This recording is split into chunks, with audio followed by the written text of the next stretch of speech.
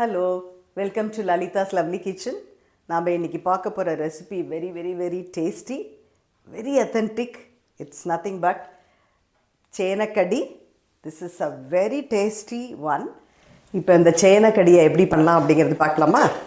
பாருங்க, நான் முதல்ல சேனையை கொஞ்சோண்டு உப்பு போட்டு வெந்து ஆல்ரெடி வச்சுட்டுருக்கேன். ஸோ சேனை அப்படிங்கும்போது எனக்கு ஞாபகம் வருது, இந்த சின்ன குழந்தைகளுக்கு இந்த சேனை எப்படி இருக்குது, சேனையா அப்படின்னு என்ன அப்படின்னு கேட்குற குழந்தைகள் இருப்பா. அதனால பிகினர்ஸ்க்காக வேண்டி சொல்கிறேன்.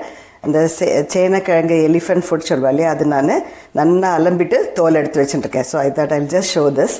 ஸோ நான் இதை என்ன பண்ணியிருக்கேன்னா, இதை நல்லா தொலி எடுத்துட்டு உப்பு போட்டு ஆல்ரெடி வெந்து வச்சுட்டாச்சு. This is a very nice dish. நீங்கள் இன்ஸ்டெட் ஆஃப் சாம்பார் இல்லைன்னா ரசம், அதுக்கு நீங்கள் இதை கண்டிப்பாக யூஸ் பண்ணலாம். ஸோ சேனை நல்லா வெந்திருக்கு பாருங்கள். சில சேனை வேகாது.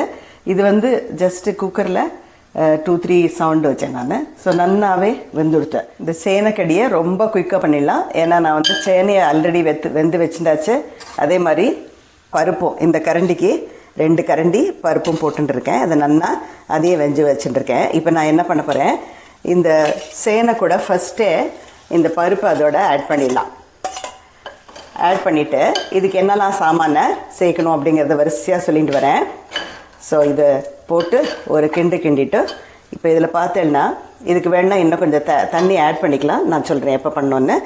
இதில் நான் மிளகா, இந்த மிளகா ஒரு 4 இப்படி கீத்தி வச்சுட்டுருக்கேன். இது ரொம்ப வெள்ளரிக்காய் மிளகா, ரொம்ப ஜாஸ்தி காரம் இல்லை. நீங்கள் காரத்தை பார்த்து போட்டுக்கோங்க. ஏன்னா இது பிசைஞ்சு சாப்பிட்றதுக்கு யூஸ் பண்ண போகிறோம். So it should be little உப்பு காரமாக இருந்தால் தான் உங்களுக்கு நல்லாயிருக்கும். ஸோ இதுக்கு வேணுங்கிற 4 பச்சை மிளகாயை ஸ்லிட் பண்ணி போட்டுருக்கேன். அதுக்கப்புறம் என்னோடய கைக்கு இந்த அளவுக்கு இஞ்சி எடுத்துகிட்டு அதை நல்லா அலம்பி தொலி எடுத்துகிட்டு இந்த மாதிரி அதை துருவி வச்சுட்டுருக்கேன். ஓகே, கிரேட் பண்ணி வச்சுட்டுருக்கேன். எதுக்குன்னா வாயில் கிடைக்காது. And the taste also will be very nice. So இப்போ பாருங்கள், இது ரெண்டையும் நான் இதில் ஆட் பண்ணிட்டேன். இப்போ என்ன ஆனோன்னா நல்லா இதில் கொதிக்கணும். அப்போ தான் இந்த உரப்பு இதில் இறங்கும் இல்லையா?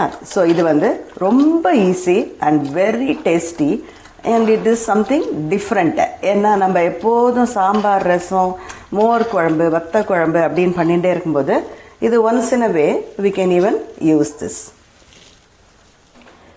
5 minutes ஆகிடுது. இது நல்லா இன்னும் கொஞ்சம் கூட நான் தண்ணி ஆட் பண்ணேன். பாருங்க, இது நல்லா சேர்ந்துட்டு வருது இல்லையா? ஸோ இந்த மாதிரி சமயத்தில் நீங்கள் 5 நிமிஷமோ 6 நிமிஷமோ பார்த்துக்கோங்க. இந்த உரப்பு இதில் இறங்கணும். ஏன்னா இது போட்டுன்னு தான் நம்ம சாப்பிட போகிறோம் இல்லையா? அதனால it should be little more. நல்லா கொதித்து உங்களுக்கு இந்த மாதிரி தெளிக்க ஆரம்பிச்சிடும். அப்படின்னா இட் இஸ் டன்னு அர்த்தம். ஸோ இந்த மாதிரி இருக்கும்போது இந்த சமயத்தில் என்ன பண்ணோன்னா, இதுக்கு ஒன்றும் அரைச்சி விடுறது வேண்டாம். ஆனால் we have to add பச்சை தேங்காய் பூ. இதை தேங்காயை துருவி வச்சுட்டுருக்கேன். ஸோ இதுக்கு ஒரு 4 தேங்காய் போடுறேன். 4 ஸ்பூன். ஓகே, 4 டீஸ்பூனை போட்டுருக்கேன். இதை திருப்பி இந்த தேங்காய் போட்டு கொஞ்சம் நல்லா கொதிக்கணும். உங்களுக்கு தெரியும், பச்சை தேங்காய் பூ போட்டோம்னா சீக்கிரமாக கெட்டு போயிடும். அதனால நல்லா பாயில் பண்ண விட்டுருங்க. ஸோ இது நல்லாவே கொதிக்கட்டும். ஸோ இப்போ கொதிக்கும் போதும் உங்களுக்கு என்ன ஆகும்னா, திருப்பியும் நல்லா அந்த பச்சை மிளகாயோட உரப்பு நல்லா இறங்கும். ஏன்னா பிசைஞ்சு சாப்பிட்றதுக்கு கொஞ்சம் காரமாக இருந்தால் தான் நம்மளுக்கு it will be tasty. So இது கொதிக்கட்டும். சைட் பை சைட் நான் என்ன பண்ண போகிறேன்னா, இங்கே தேங்காய் எண்ணெய் வச்சுட்டுருக்கேன். ஸோ இது இந்த மாதிரி இந்த கேரளா டிஷ் எல்லாமே கொஞ்சம் தேங்காய் எண்ணெய் போட்டு பண்ணும்போது தான் டேஸ்டியாக இருக்கும். ஸோ இதில் பாண்டியில் கொஞ்சம் தேங்காய் எண்ணெய் விட்டு வச்சுட்டுருக்கேன். இப்போ தேங்காய் எண்ணெய் சுட்டுடுத்து நான் இது கூட கடுகு, கடலைப்பருப்பு, ஒரே ஒரு மிளகா, ட்ரை சில்லி போடுறேன். இது எந்த மிளகா வேணாலும் போட்டுக்கலாம்.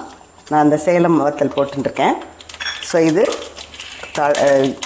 ரெடி ஆகும்போது, இது நல்லா வெடிக்கும்போது இதுக்கு ரொம்ப கீழே என்ன தெரியுமா, லைமும் இந்த பெருங்காயமும் தான். இந்த பெருங்காயத்தை போட்டு இது நல்லா பொரியணும். கடைசியில் இறக்கிறதுக்கு முன்னாடி அது கூட கருவேப்பிலை சேர்க்கலாம். இதுக்கு கொத்தமல்லி வேண்டாம், வெறும் கடுகு. அதுக்கப்புறமா இதுக்கு நம்ம சேர்க்க வேண்டியது கடலைப்பருப்பு, அப்புறமா ஒரே ஒரு பட்டை மிளகா, பெருங்காயம் தான் இதுக்கு கீ.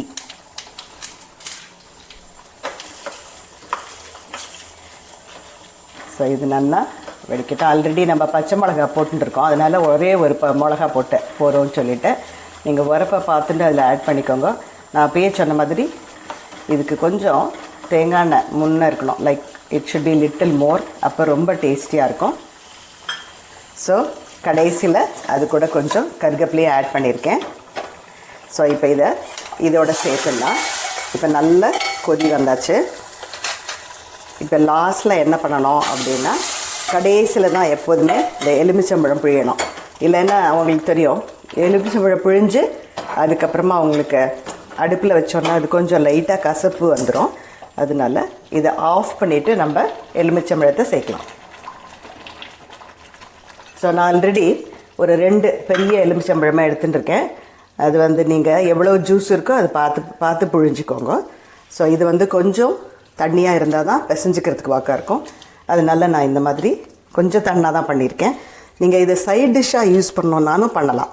ரசஞ்சாத்துக்கு, பருப்பு சாத்துக்கு, நெய் சாத்துக்கெலாம் ரொம்ப டேஸ்டியாக இருக்கும். இல்லை தொகையல் பண்ணிவிட்டு அதுக்கு தொட்டுக்கிறதுக்கும் நல்லாயிருக்கும்.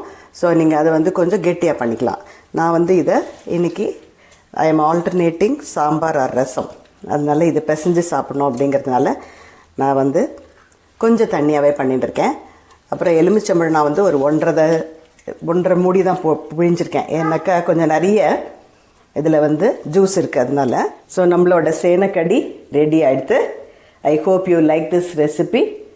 Please try it and enjoy it. I'll meet you in the next lovely video.